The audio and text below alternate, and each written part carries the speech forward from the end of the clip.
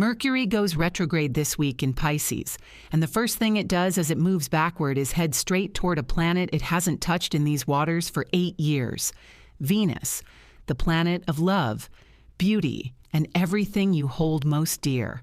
And this meeting isn't taking place in just any sign. It's taking place in Pisces, the one corner of the zodiac where Venus drops her guard, where love isn't a tactic, but a giving over. Since March of 2018, these two planets haven't come together in this sign. Think about who you were 8 years ago. Think about who you loved, what you believed about yourself, which words you swallowed because the moment never felt right. The universe is now pressing directly on those places. And on that same day, Mars in Aquarius forms an exact square with Uranus in Taurus at 27 degrees and 42 minutes, one of the sharpest aspects of 2026. These 2 days are not ordinary, and understanding what they're asking of you means we need to go deeper. Right now, there's an unusual concentration of planetary energy in Pisces. The Sun, Mercury, Venus, and the North Node of Destiny are all moving through the same stretch of sky, speaking in the language of intuition, emotion, memory, and dreams.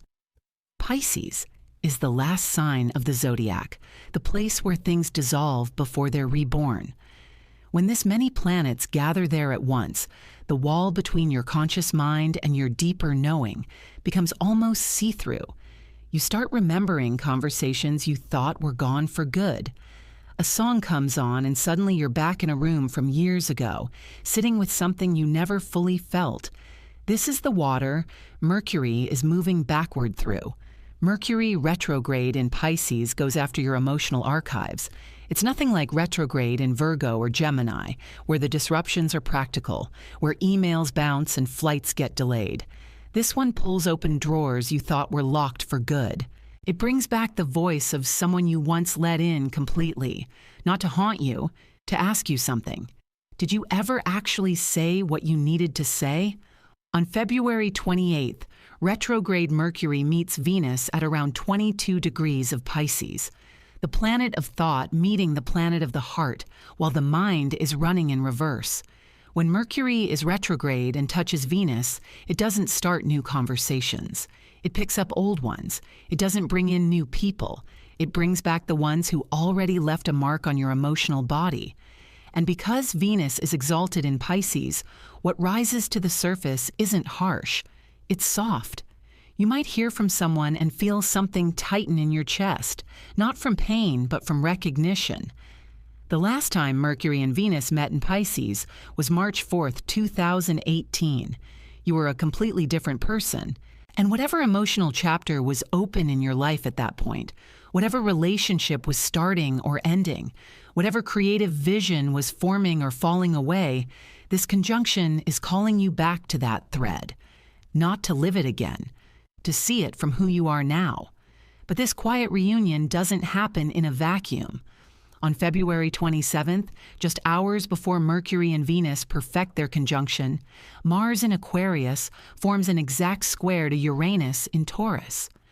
If the Mercury-Venus conjunction is a whisper from the past, the Mars-Uranus square is lightning in the present. Mars is the part of you that says enough waiting, enough pretending this is okay when it clearly isn't. Uranus doesn't give you a warning before it shakes the floor. When these two form a square, something that's been building under the surface wants out. It might move whether you're ready or not. You have two completely different frequencies hitting at the same time inside a 48-hour window. One is pulling you inward. Slow down. Feel this. Remember what matters. Let the unspoken words finally come up. The other is pushing you outward. Stop stalling. Break the cycle. Take the chance. Water and electricity, reflection and action, the past whispering and the future demanding. And right in the middle of all of this, also on February 27th, the Sun meets the North Node in Pisces. When the Sun touches the North Node, it's like a spotlight falls on your path of growth. You catch a glimpse of what your soul is actually reaching for. Not what your ego wants, not what your social media feed tells you to chase. but what your deeper self has been quietly moving toward all along. So you have Mercury retrograde pulling you into the emotional past. You have Venus waiting there to show you what still lives in your heart. You have Mars and Uranus cracking open whatever structure has been holding you in place. And you have the Sun lighting up your evolutionary direction, all within 2 days. The question isn't whether you'll feel this. You will. The question is whether you'll let yourself respond with honesty. How many words are living inside you right now that have never been spoken out loud? Not because you forgot them, but because the risk seemed too high. Maybe it was telling someone you loved them while the relationship was already falling apart. Maybe it was telling someone they hurt you when everyone expected you to hold it together. Maybe it was saying yes to something your rational mind had turned down, while your heart refused to let go. This Mercury-Venus conjunction doesn't care why you stayed quiet. It cares about what that silence has been doing to your chest. The message isn't go say everything right now to everyone. The message is feel what those words are actually carrying. Because sometimes the most powerful move isn't saying the words to another person. Sometimes it's finally saying them to yourself. And then Mars and Uranus show up and say, don't use that reflection as one more reason to stay still. Feel the feelings and then let them move you. Let them crack the shell of whatever identity you've built around being the person who waits, who adjusts. Uranus in Taurus has been pulling apart old ideas of security since 2018, the same year Mercury and Venus last met in Pisces. And now, as Uranus gets ready to leave Taurus for good in the months ahead, this square with Mars is one of its last invitations. Change what needs to change. Look at that timeline. Uranus moved into Taurus in May of 2018. Mercury and Venus last met in Pisces in March of 2018. These two threads have been running alongside each other for 8 years, and now they arrive at a turning point within the same 48 hours. Whatever started shifting in your life around that time, whatever cracks showed up in your foundation, this is the moment those threads come to a head. The way through is being honest about what you actually want and what you're willing to do about it. This energy isn't here to punish you. It's here to free you from the version of yourself that's been running on autopilot, the version that keeps the peace while losing your own inner alignment, the version that scrolls through someone's profile at 2 in the morning and tells itself it doesn't matter. It matters. Whatever you've been carrying in silence, the universe is saying you don't have to carry it alone anymore, but you do have to admit it's there. Mercury is communication. Venus is love and values. Pisces is the space where edges dissolve and truth flows without a filter. Put retrograde motion with all of that, and you get a moment where the soul speaks louder than the mind. And the Mars-Uranus square makes sure that clarity doesn't just drift around uselessly. It creates momentum. It demands you do something with what you now know about yourself. So as we look at how this lands in your sign, I want you to hold one image. Picture a river that's been frozen on the surface for months. Underneath it, the water has been moving the entire time. You could hear it if you pressed your ear to the ice, but the surface stayed solid, stayed intact. What's happening on February 27th and 28th is the first real crack in that ice, just enough to let the current underneath show itself again. Once you see it, you can't pretend it's still frozen. That current is about to reach every part of the zodiac. If you're a Pisces, this is your sky. Mercury, Venus, the Sun, and the North Node are all moving through your sign right now. This conjunction lands in your first house of identity, which means the unspoken words surfacing aren't about someone else. They're about you. What have you been telling yourself that's no longer true? What version of yourself have you been wearing that stopped fitting a long time ago, but felt too familiar to take off? You know that version of you that smiles when something is wrong, because you learned early that your feelings were too much for the room. This transit sees right through that smile. It's your permission to introduce yourself differently. The Mars-Uranus square breaks loose unconscious patterns around how you communicate and what you keep hidden. Pay attention to what slips out this weekend. It might be more truthful than anything you've said in months. Now, if Pisces is being asked to redefine themselves, Virgo is being asked to redefine a relationship. This conjunction lights up your 7th house, the house of partnerships. If there's a conversation you've been rehearsing in your head but never actually had, this is the transit that pulls it out into the open. Mercury retrograde here can bring back an old partner or collaborator, but the point isn't reunion for nostalgia, Virgo. The point is figuring out whether you've actually used the lesson that person came to teach you. You have a habit of analyzing the relationship instead of feeling it. This weekend, try the opposite. Mars square. Uranus activates your 6th and 9th house axis, bringing sudden changes to your routine or a restless need to break free from a belief system that started to feel like a trap. Something completely different is happening for Scorpio. This transit moves through your 5th house of creativity, romance, and the things you make from the rawest parts of yourself. The art you never finished, the person whose name still shifts the temperature of a room. Mercury and Venus meeting here can reignite a creative project you walked away from or pull an old flame back into view. But don't rush to pick up where you left off. Ask yourself what you were really expressing through that project or that person. The Mars-Uranus square activates your 4th and 7th house axis, stirring tension between your private life and your closest relationships. Something might shift all at once. You're not losing ground, you're clearing it. Cancer, I need you to pay close attention to February 27th specifically. The moon, your ruling planet, is in your own sign that day, conjunct Jupiter in Cancer. That's an emotional expansion. Most people never feel this that directly. It's like the universe handing you a deep breath you didn't know you were holding. The Mercury-Venus conjunction falls in your 9th house of belief and wider perspective. An old mentor, a teaching that once shaped you, a place you visited that quietly rearranged something inside you. Any of these could come back, carrying a meaning you weren't ready to receive the first time. The Mars-Uranus square touches your 8th and 11th house axis, so unexpected shifts around shared finances or your role inside a community are possible. The energy lands differently for Taurus because this is personal in a way that goes beyond chart interpretation. Uranus has been living in your sign since 2018. 8 years of identity quakes and moments where the ground rearranged itself without asking permission.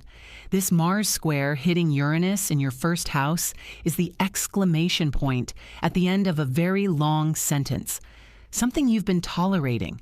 A job, a living situation, a way of showing up that no longer matches who you've become. This square can crack it open. The Mercury-Venus conjunction lights up your 11th house of friendships, which means the support you need might arrive from a direction you weren't expecting. Aquarius, Mars is in your sign right now, squaring Uranus from your 1st house to your 4th house. You feel this as a pull between 2 versions of yourself. The one you're building and the one your past still expects you to be. This might involve a conversation with a family member, a decision about where you live, or a quiet realization that the independence you're so proud of was built on someone else's blueprint. The Mercury-Venus conjunction in your 2nd house asks you to revisit what you value, not what the market says is valuable, but what your heart actually treasures when no one is watching. You've always championed worth for the collective. This transit asks whether you extend that same advocacy to yourself. A quieter but equally meaningful shift is happening for Capricorn. The conjunction activates your 3rd house of communication and siblings. If there's a close relative with whom things have been left unsaid, expect this transit to bring those words closer to the surface. Not dramatically. It might be a text that catches you off guard, a memory that stings without warning. A dream where someone hands you a letter you never opened. Mars square Uranus touches your 2nd and 5th house axis.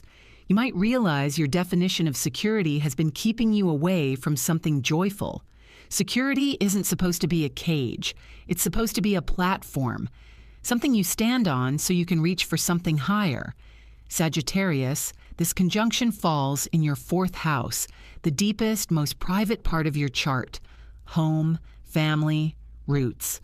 I know you'd rather talk about the ninth house, about travel and philosophy and the next horizon, but the universe is pulling your focus inward for a reason. Something from your past is coming back with new texture. You might feel a pull to literally shift the energy of your physical space, or a softening toward a memory you once held with resentment. Mars square. Uranus puts pressure on your daily communication and routines. If the voice you've been talking to yourself in sounds more like a critic than a coach, fire that inner voice and find a gentler one. The adventure you're being called toward this time isn't geographical, it's emotional, and sitting with your own roots without trying to escape them is the most Sagittarian act of courage you can pull off right now. Libra, this one might surprise you. The Mercury-Venus conjunction doesn't land in your house of relationships the way you might expect. It lights up your sixth house of health, work, and daily rituals. This is about the quiet acts of love you carry out every day that nobody notices, including you. Have you been pouring into a caretaking role without ever asking if it's pouring anything back into you? Venus is your ruling planet, and she's exalted in Pisces right now, which means the answer carries more weight than usual. An old colleague might resurface with a message that lands harder than expected, or your body might send a clear signal that something needs to shift. Mars squaring Uranus across your fifth and eighth house axis can bring sudden sparks in romance or unexpected intensity around shared resources. Don't run from the intensity. Work with it. Gemini. Mercury is your ruling planet, and it just went retrograde. You feel every retrograde more than most, but this one in Pisces is especially disorienting because Pisces energy is everything your mind pushes back against. It's nonlinear, emotional, and it doesn't come with a thesis statement. The conjunction with Venus falls in your 10th house of career and legacy. What you're known for and what you actually care about might be two very different things. And this transit shines a light on that gap. An old professional opportunity might circle back, but the real question is whether the path you're on still reflects who you're becoming. Mars square. Uranus shakes your 9th and 12th house axis, pushing back on the philosophies and unconscious beliefs that are running your decisions. Something you've been calling wisdom might actually be fear wearing a smarter outfit. Leo, I saved something important for you. The conjunction activates your 8th house of transformation, intimacy, and the parts of life you don't put on display. The unspoken words living in your 8th house are the ones you guard most tightly. Maybe it's something about finances you share with a partner. Maybe it's grief you never fully honored because you thought you had to stay bright for everyone else. Let the brightness soften for a moment. You are not less radiant for allowing yourself to feel the whole spectrum. Mars squaring Uranus across your 7th and 10th house axis could shake a partnership or shift your professional life. If something breaks, trust that it was already cracked. The breaking isn't the wound, it's the beginning of the repair. And Aries, you close this circle. Saturn and Neptune just completed their historic conjunction at the 1st degree of your sign. A new era is being written into the sky above your head. But the Mercury-Venus conjunction in your 12th house is asking you to go deeper before you charge forward, into the realm of dreams, solitude, and spiritual practice. This isn't a loud transit for you. The words that need to be spoken might only need to be spoken in a journal, in a prayer, in a letter you write, but never send. Mars squaring Uranus across your 11th and 2nd house axis could bring a sudden opportunity through a friend, or reveal that a group you belong to no longer fits. You can't build a new era on foundations that belong to an old one, and you know that. These 2 days, February 27th and 28th, are not a deadline. They're a doorway. You don't have to have everything figured out by Saturday night. You don't have to send the text, make the call, or book the flight before the clock runs out. But what you do need to do is stop pretending you don't feel what you feel. The Mercury-Venus conjunction in Pisces is asking for your honesty, not your perfection. The Mars-Uranus square is asking for your courage, not your certainty.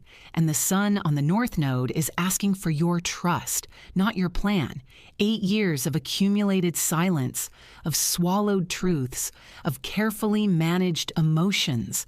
All of it is pressing against the surface right now, and the ice is cracking. You can hear it. You've been hearing it for weeks. The only question left is whether you'll let what's underneath finally breathe. Whatever rises for you over these 2 days, don't judge it. Hold it the way you would hold something fragile and irreplaceable, because that's exactly what it is. It's the part of you that still believes in the power of words spoken at the right time to the right person. And sometimes that person is you. I'd love to hear what this stirs in you. Not a keyword, not a phrase I hand you to repeat, but your own experience. What came up while you were listening? Was it a face? Was it a place? Was it a sentence you've been carrying for years without ever letting it land?